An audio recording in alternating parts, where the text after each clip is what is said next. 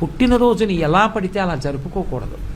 పుట్టినరోజు జరుపుకునేటటువంటి వ్యక్తి ఆ రోజు తెల్లవారుజామున నిద్ర లేచి అభ్యంజన స్నానం చెయ్యాలి. అంటే ఒంటికి నూనె వ్రాసుకుంటే అలక్ష్మి పోతుంది.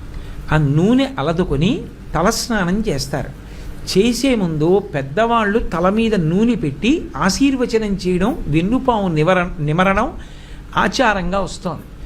ఆ స్నానం చేసిన తరువాత ఇష్టదేవతని ఆరాధన చెయ్యాలి. ఇంట్లో కులదైవం ఇష్టదైవం ఉంటారు. ఆ కులదైవాన్ని ఇష్టదైవాన్ని ఆరాధన చెయ్యాలి. చేసిన తరువాత ఆవు పాలలో బెల్లం ముక్క, నల్ల నువ్వులు ఈ మూడు కలిపినటువంటి పదార్థాన్ని మౌనంగా తూర్పు దిక్కుకు తిరిగి కూర్చుని 3 మార్లు చేతిలో ఆచమనం చేస్తే ఎలా తింటామో అలా 3 మార్లు వేసుకుని లోపలికి పుచ్చుకోవాలి. 3 మార్లే.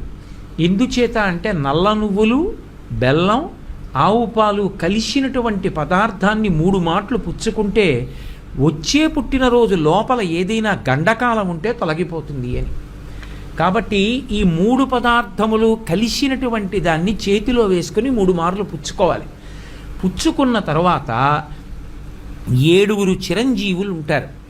అంటే వాళ్ళు పుట్టుక చేతనే చిరంజీవిత్వాన్ని పొందారు. ఇంకా కొంతమంది చిరంజీవిత్వాన్ని సాధించుకున్న వాళ్ళు ఉన్నారు. సాధించుకున్న వాళ్ళు కాదు, పుట్టుకతో చిరంజీవులైన వాళ్ళు.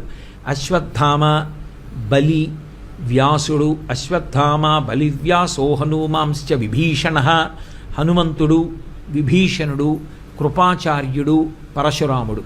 వీళ్ళ 7 కూడా సప్తైతే చిరజీవిన, పుట్టుకతే చిరంజీవులు. ఈ 7 పేర్లు మనసులోనన్నా స్మరించాలి, పైకన్నా చెప్పాలి. ఆ రోజున తల్లిదండ్రులకి, గురువు గారికి తప్పకుండా నమస్కారం చేసి వాళ్ళ ఆశీర్వచనం అందుకోవాలి. మీ ఇంటికి దగ్గరలో ఏ దేవాలయం ఉంటే ఆ దేవాలయాన్ని దర్శనం చెయ్యాలి. చక్కగా మృష్ణాన్న భోజనం చెయ్యవచ్చు. రాత్రి మాత్రం బ్రహ్మచర్యాన్ని పాటించాలి.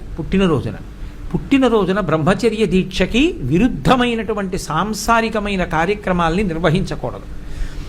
అలా ఉంటే ఆ రోజు పుట్టినరోజుని సక్రమంగా చేసుకున్నాడు అని చెప్తారు. తన శక్తి కొలది దాన ధర్మాలు నిర్వహించాలి. తనకి ఐశ్వర్యం ఉందా, దానం చేస్తాడు. తనకి ఐశ్వర్యం లేదు, గోగ్రాసం అంటారు.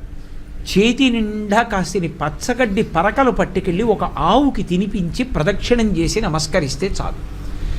ఇవి పుట్టినరోజు నాడు తప్పకుండా జ్ఞాపకం పెట్టుకుని చెయ్యవలసినటువంటి విషయాలు.